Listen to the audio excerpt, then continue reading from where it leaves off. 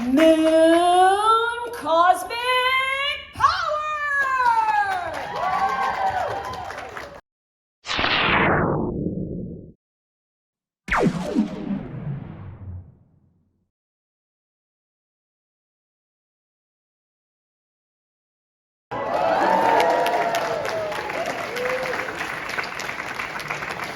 Any Sailor Moon fans in the house? So hello, my name is Trevor Campbell. I'm here with the Sonar Network. I'm a podcast host of a podcast called You Made Me Queer, but today we are talking about Sailor Moon, who also kind of made me queer. So, Sailor Moon is a show that some of you may have heard of, ostensibly for girls, but as we can see in this audience, no, it is for everyone, young, old, from anywhere. You might know it. It began as a comic in 1991 and went on to become an incredible TV show with over 200 episodes. You can clap, but that's a lot of episodes. I need to check my notes for this part. To date, the franchise has spawned multiple animated series, 3 films, 39 video games, numerous soundtracks, including a 2-part film released last year called Sailor Eternal. Anyone seen that?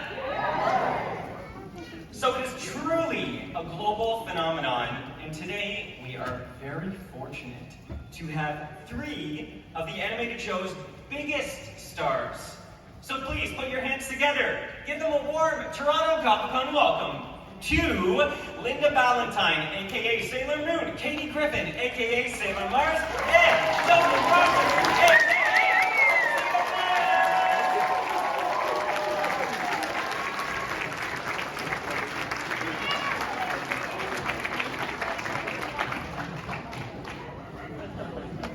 If you build it, they will come, and they come in masses in Toronto. Oh, nice. Yeah, babies. Thanks for coming, everybody. This is so fun. Wish I didn't wear these shoes now that I'm up here. Yeah, it's a little high. That would have been really Yeah, and also, if anyone's gonna wipe out, it's gonna be me. Does anybody have an Allen key? We can just anybody from IKEA here? Just. If you were sitting in the first 3 rows, you might need to catch one of us. Just so you know. Your race is fantastic. Thank you so much. I just slipped into something a little more comfortable to start us off. I'm not going to wear it the whole time because I'll probably strangle myself, to be honest. Yeah. It'll pop on maybe in a bit. So, how's Toronto Comicon been for you? Oh my! This has delivered. We live in Toronto. This year, you are our feet. And as proof of this, Oh, here What she about goes. We're proud Canadians. I want you to know I should have partaked in this, but I couldn't find my... Wait for it. Wait for it. There's that, and there's that.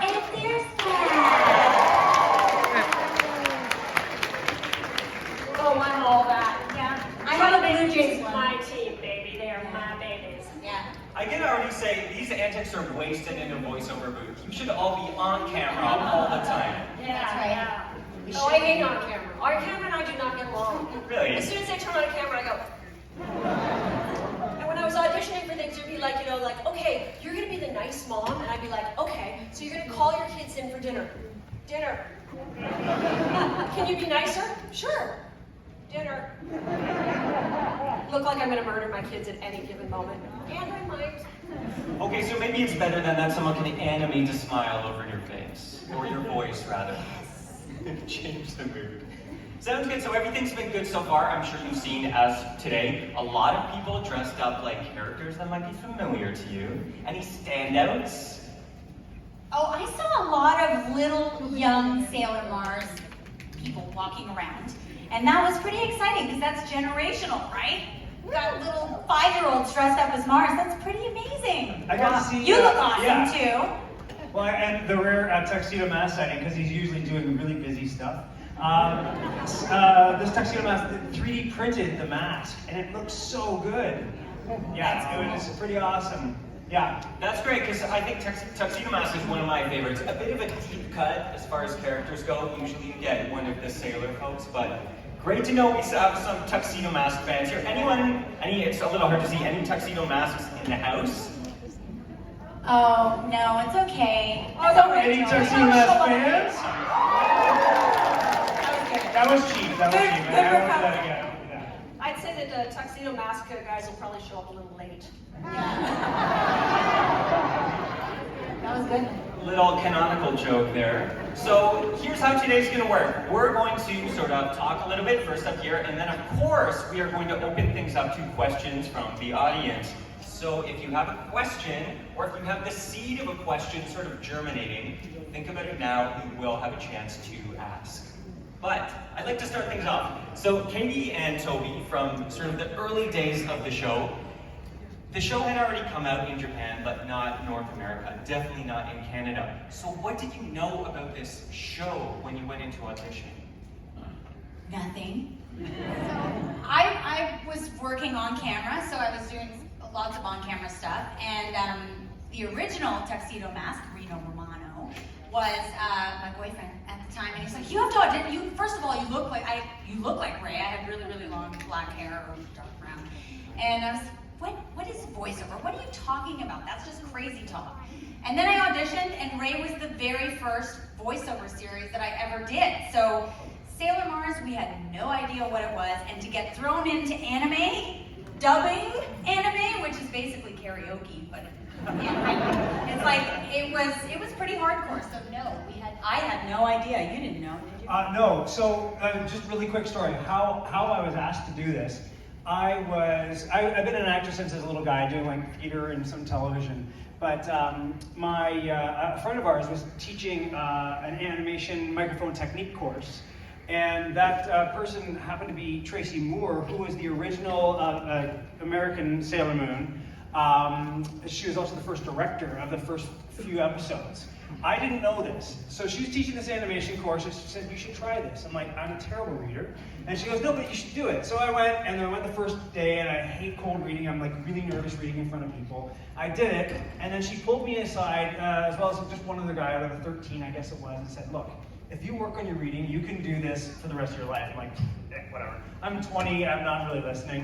And so I do my thing, I go about my day, and then about 2 weeks later, I get an audition for something, and they say, "Oh, you need to go now. Just go to this address," which happened to be the place that we were eventually going to record Sailor Moon. I didn't know this. And I go into the studio, and they say, "Oh, just read these lines. In fact, just listen to this guy's voice for a second. Don't match it. Do something like it." So I did, and I walked away, and that's it. And then I get a page, because I was back from the Stone Age, and I went to my phone booth, and I called my agent, and they said, "Hey, congratulations, you got Sailor Moon." And I'm like, "That's amazing, what is Sailor Moon?" And they said, "The thing you just auditioned for." I said, I'm drawing a blank here. And it come to about 2 weeks later, I started to record Sailor Moon. I started to see that I was a guy in a tuxedo that threw roses ballistically, and then that's how we knew nothing about it. Knew nothing. So because the show was so popular and they were bringing in this huge property, did they work really hard to sort of bring you up to speed, or did they just let you find your own voice? They told us nothing. So they showed us a bit of the Japanese anime, which for me, because I'd never done a single thing, it was a lot. It was a lot to take in, and they didn't tell us what it was or what we were doing. And we also had a very French producer that we couldn't understand, but she was really hyper. So she'd be always like, "Hey, get in there!" I'm not going to try and do the French accent because it's terrible, and I'm not trying to offend anybody. But she was just crazy, and we never knew what she was talking about. She was just like, "Go, do it!" Okay. But they also didn't give any scripts. Yeah, that sounds crazy. They literally did not give anyone any scripts. And it wasn't even like when you walked in, they went, "Okay, now we will give you the script." And like, click, click. Is this for, was it privacy reasons? No, it was insanity. Organization reasons. Yeah, organization probably, but also insanity reasons. They thought that it would be like us speaking off the top of our heads if we just saw the words for the first time as they scrolled across. Oh, so it's literally karaoke. It's literally Old school school karaoke. worse than karaoke. Yeah, it's karaoke to a song you don't know. Right. I don't know this song. So did you have enough time then to do multiple takes, or did you still feel the pressure to get it right the first time? Oh yeah, get it right the first time. This was like, it was a factory, man. Come on, let's go, keep moving. So usually, maybe you do 2 takes, maybe. Wow, are you Now, serious? if I can add to this, because it is like professional karaoke, so there's this thing that it's like the words and Rhythm-a-band. Yeah, rhythm-a-band. These giant words go by the time they hit this bar, you have to end or stop or end the word. However, there are things called reacts, so it'd be R-E-A-C in brackets, but we don't know the story yet because they haven't given us the script. We don't know anything that's going on yet, so our first pass is always pretty great. You know, you're doing a thing and, Serena, how come blah, blah, blah, blah, blah, blah, and then something happens and reacts, and I go, ha-ha! But it turns out I've been stabbed. So, the second pass is always better for the reaction. She's like, oh, I get it, I should probably tone that down a little bit. Maybe it's more like a, yeah. And the other thing is with that show, because there was so much screaming and so many different I don't even know what I'm trying to say. But we had to scream all the time. We had so much to do. Regular animation, original animation, where you can we call the shots and then they draw it later. They have something called the library. So all of our calls, we could have just put in the library and they could have just brought them up, but every single time we were in there, we were screaming absolutely at the top of our lungs for 4 hours at a time. Yeah, And then they'd say, okay, so now do your moon cosmic, and I'd be like, moon cosmic hour. Is that good? And I'd like literally say to them, can we just use the one that we used the other day, Yeah. please? And they're like, no, Linda, we're paying you for this. Touche. Yeah. Now, Katie, when you talk about a library, so is that, for example, like, we have 8 Sailor Moon oofs? Yes. Or so, okay. Yes, like just little things. Like when you do any animation, they'll say, okay, it's time to do the library. This is after the first episode. So if all of a sudden you're getting hit, they'll say, okay, so do 3 different screams, 1 short, 1 medium, 1 long. And you'll be like, ah, ah, ah, and there's this big scream. But that didn't happen with Sailor Moon. It was just constant screaming. And then so one of the calls, so Mars had the best one. So later on in the series, they kept changing them up. It was Mars Star Power, I think, first, or I actually don't even remember. I'm sure people will know. Yeah. The experts out here. The experts will know, because it was 30 years ago. It was a long time. But then it got really, really good for me, because I'm still screaming at the top of my lungs. And then it was Mars Celestial Fire, and then I'd faint. Honestly, I think doing some of those sessions would be really tiring and you would start to feel crazy by the end, because you're just, for so long, like, just hearing your own Well, I voice. remember one where, like, specifically, like, I hurt my ankle or something, whatever it was, and apparently there's a different sound if you hurt your shoulder, right? It's It doesn't sound ankle enough. Like, I didn't know that. Yeah. Well, even kind of weirder still was, I don't know why they did this with my character, but for some reason, they always wanted any eye movements my character made, I had to make a noise for. So it was like, and just so always, and like, so after we do pass again, okay, let's go back and do the eye movements now. And so I was sitting there,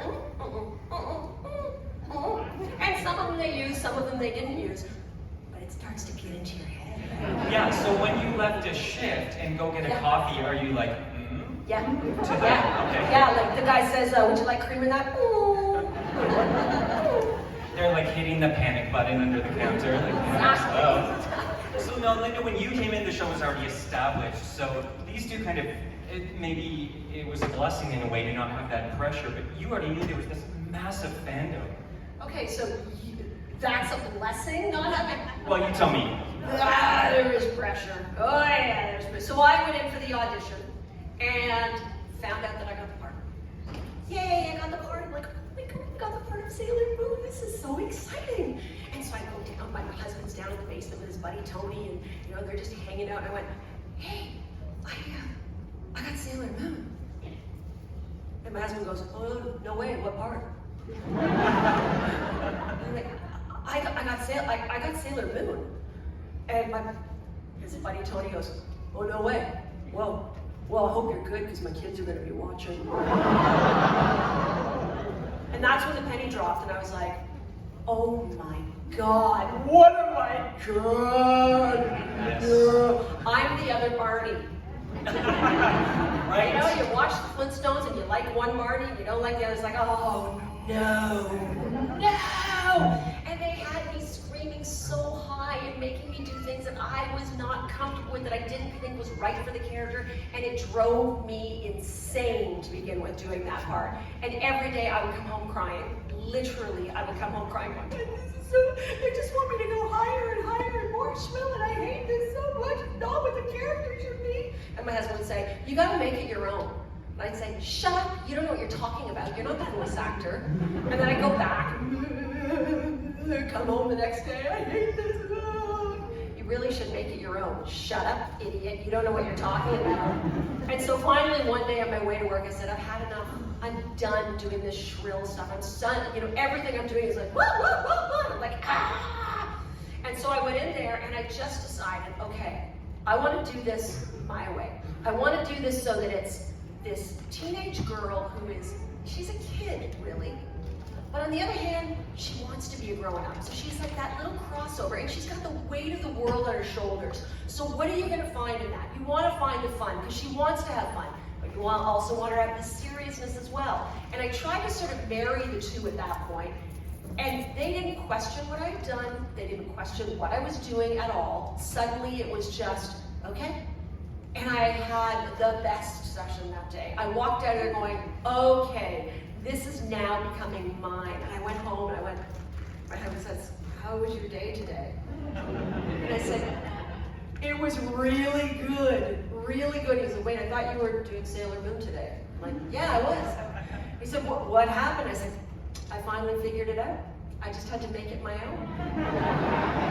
So fantastic that fit in and you didn't get pushback from that. For either of you, because I know there were certainly Japanese voice actors and in some cases English voice actors, did you have to match up or did you get to branch out? When I first auditioned for Ray, I sounded, Karen Bernstein, who played Sailor Mercury, we sounded very, very similar. So the only thing that had to change, we did hear all the voices, but I don't think they cared quite as much as with the pitch for it. They just wanted to make sure everybody was separated.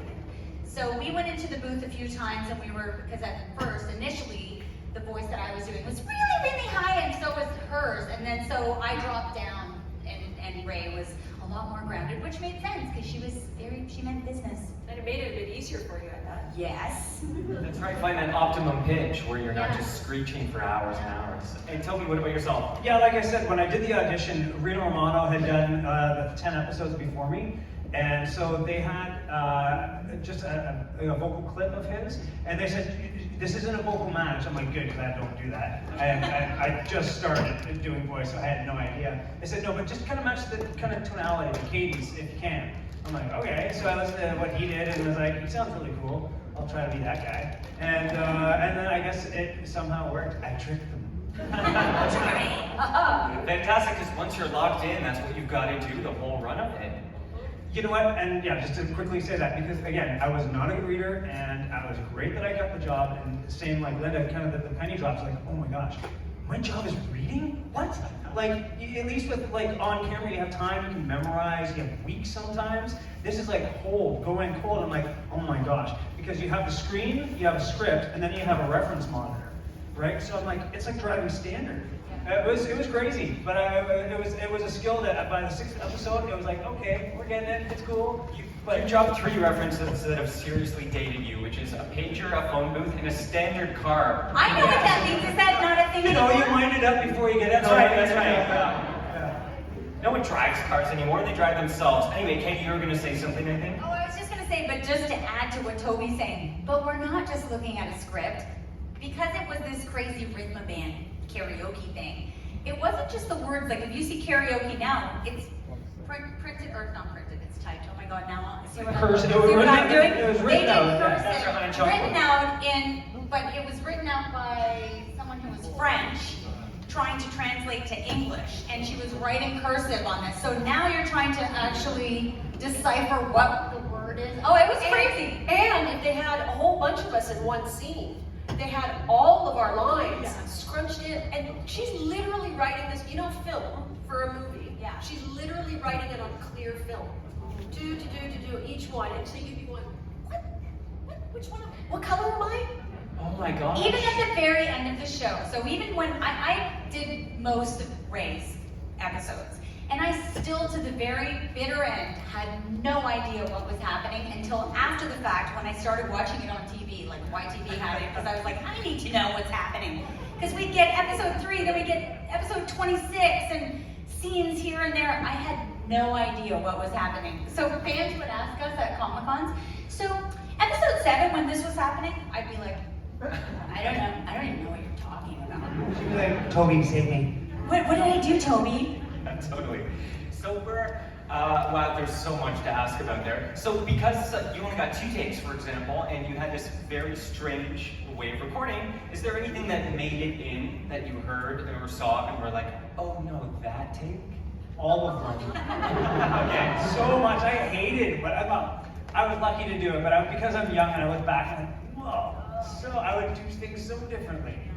But we didn't have room for it, so I actually feel like, you know what, we did okay, Toby. Yeah, I got everyone. Collective high five up here. Yeah. We're bringing back high fives too, by the way. Yeah, whatever. I support it. I understand what that is. So a lot of the time for performers or voice actors, definitely you finish a job and you go and you get another job and you move on and you never reference back to that job. But here you are now, 30 years later, suddenly seeing the way this thing grew and grew. It's not that it stayed the same, it's become such a phenomenon. What is that like? Oh my God, it's magic. It is magic. It's once in a lifetime, I'll tell you that. Because we've all had careers for 30 years doing hundreds of, not thousands, well maybe a thousand, I don't know how many, but a lot of shows. And so the only show that really, you'll never get this again. This is special. This has gained momentum. This is insane. And the best is that all of our friends that are also actors are like, so what do I do to get into this? Like, you know, how did you do it? It's like, well, you gotta be like the first anime. Oh, already did it. Let's see, what else could we try? Not sure. Yeah, no, but it's not lost on us because you could have a hit show, and there are shows that have been super successful that we've done, but you wouldn't go to a Comic-Con for it. You wouldn't have all this fan love because this show in general, the storylines, the characters, everybody had it related to their childhood and saved people's lives, like for real. I'm not even joking about Well, that. after I got Tuxedo Mask, the very next week I got cast as Flash Gordon in the Flash Gordon series in the 90s that was 1 season. Everybody thought this crazy Sailor Moon thing was going to go nowhere, and this Flash Gordon thing was going to go, oh, they had so much money, and it was like crazy, you know, it was such a weird thing. So I record Sailor Moon in the morning, and then go across the street and record Flash Gordon for 6 months, and I did it, and that's how, but you know what, like, this is a special being, this one, because there's so much love, and I think it goes across so many different people, like, there's something for everybody. And if you look at all the scouts, there's somebody in there for you, and I think it's a pretty special story. And I also like that there's romance involved in the story because there's a lot of action in the series, but not a lot of romance. And I like that it's girl power. Yes! Not trying to be all gay or anything. Well, I was one of the only guys, so my odds were pretty good. Yeah, 100%. I watched it as a kid in a suburb of Toronto called Oakville, and Oakvillians in the house. And I thought Tuxedo Mask was so cool, and I wanted to be like Tuxedo Mask. In reality, it was a bit more like, I think his name is Melvin, who has like hypnotic glasses and just walks up to people and says a non sequitur and then just topples off into a field. That was kind of my jam. But still, so great to have an animated role model like that. So how did the three of you then, as you know, the train sped away from the station with you on it with this show, how did you get involved in the convention world, and what's that been like? Is Jack here? Is Jack Buchanan here? Woo! Stand up, Jack! Let's hear it for Jack Buchanan. Alright, so I'm personally responsible for this. Yeah, I'm minding my own business at home, Sailor Moon was done 8,000 years ago. It's out of my mind. It's out of my mind. And out of nowhere, I get this note from this Jack Buchanan guy.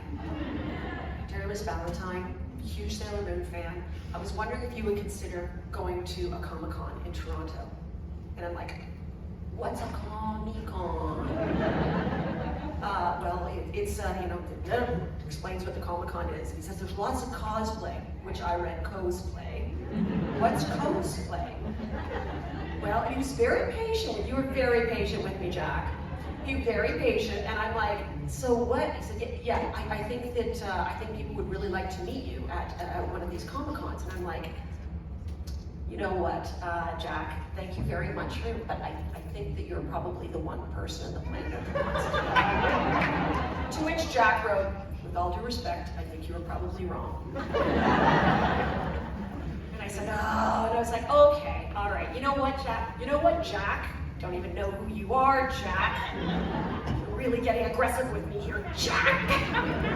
Yes, all right, I'll see what I can do. I will reach out to them and see what they say. Meanwhile, I'm thinking, I'm not gonna reach out to these guys. No one's gonna wanna see, like, what, really?